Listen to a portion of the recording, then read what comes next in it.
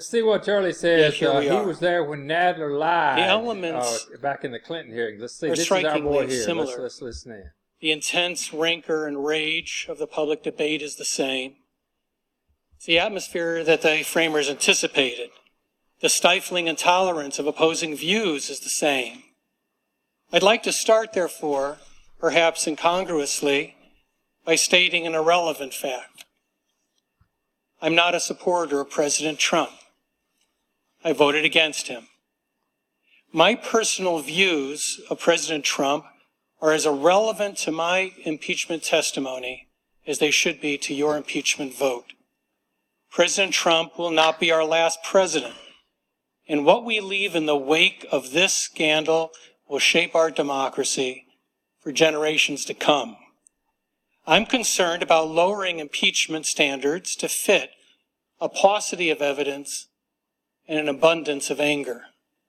I believe this impeachment not only fails to satisfy the standard of past impeachments, but would create a dangerous precedent for future impeachments.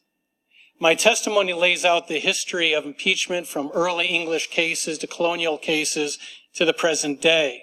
The early impeachments were raw political exercises using fluid definitions of criminal and non-criminal acts. When the framers met in Philadelphia, they were quite familiar with impeachment and its abuses, including the Hastings case, which was discussed in the convention, a case that was still pending for trial in England. Unlike the English impeachments, the American model was more limited, not only in its application to judicial and executive officials, but its grounds. The framers rejected a proposal to add maladministration because Madison objected that so vague a term would be equivalent to a tenure during the pleasure of the Senate. In the end, various standards that had been used in the past were rejected. Corruption, obtaining office by improper means, betraying the trust of a foreign power, negligence, perfidy, peculation, and oppression. Perfidy or lying and peculation, self-dealing, are particularly relevant to our current controversy. My testimony explores the impeachment cases of Nixon, Johnson, and Clinton. The closest of these three cases is to the 1868 impeachment of Andrew Johnson. It is not a model or an association that this committee should relish. In that case, a group of opponents of the presidents, called the Radical Republicans, created a trapdoor crime in order to impeach the president. They even defined it as a high misdemeanor. There was another shared aspect besides the atmosphere of that impeachment and also the unconventional style of the two presidents. And that shared element is speed.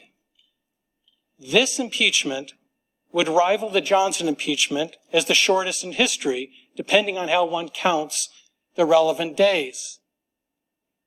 Now, there are three distinctions when you look at these, or the three commonalities when you look at these past cases. All involved established crimes. This would be the first impeachment in history where there would be considerable debate and, in my view, not compelling evidence of the commission of a crime. Second is the abbreviated period of this investigation, which is problematic and puzzling. This is a facially incomplete and inadequate record in order to impeach a president.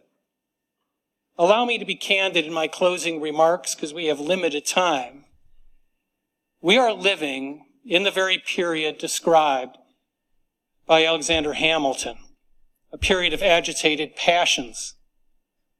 I get it. You're mad. The president's mad. My Republican friends are mad. My Democratic friends are mad. My wife is mad. My kids are mad. Even my dog seems mad. And Luna's a golden doodle, and they don't get mad. So we're all mad. Where has that taken us? Will a slipshod impeachment make us less mad? Will it only invite an invitation for the madness to follow every future administration?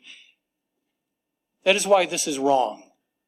It's not wrong because President Trump is right. His call was anything but perfect. It's not wrong because the House has no legitimate reason to investigate the Ukrainian controversy. It's not wrong because we're in an election year. There is no good time for an impeachment. No, it's wrong because this is not how you impeach an American president. This case is not a case of the unknowable. It's a case of the peripheral. We have a record of conflicts, defenses that have not been fully considered, unsubpoenaed witness with material evidence. To impeach a president on this record would expose every future president to the same type of inchoate impeachment. Principle often takes us to a place we would prefer not to be. That was the place 7 Republicans found themselves in the Johnson trial, when they saved a president from acquittal that they despised. For generations, they've been celebrated as profiles of courage. Senator Edmund Ross said it was like looking down into his open grave. And then he jumped because he didn't have any alternative. It's easy to celebrate those people from the distance of time and circumstance. In the age of rage, it's appealing to listen to those saying, forget the definitions of crimes, just do it. Like this is some impulse buy Nike sneaker. You can certainly do that. You can declare the definitions of crimes alleged are immaterial and just an exercise of politics, not the law. However, those legal definitions and standards, which I've addressed in my testimony, are the very thing that divide rage from reason. This all brings up to me, and I will conclude with this, of a scene from A Man for All Seasons with Sir Thomas More, when his son-in-law, William Roper,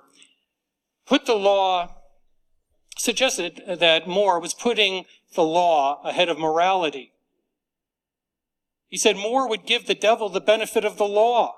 When More asks Roper, would he instead cut a great road through the law to get after the devil? Roper proudly declares, yes.